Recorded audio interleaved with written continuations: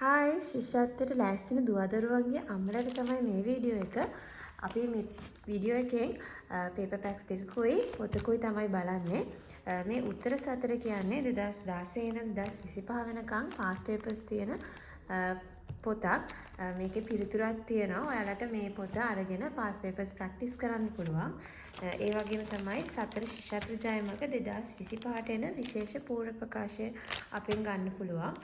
ඒකත් ප්‍රශ්න පත්‍ර අනුමාන ප්‍රශ්න පත්‍ර 20ක පැක් එකක්.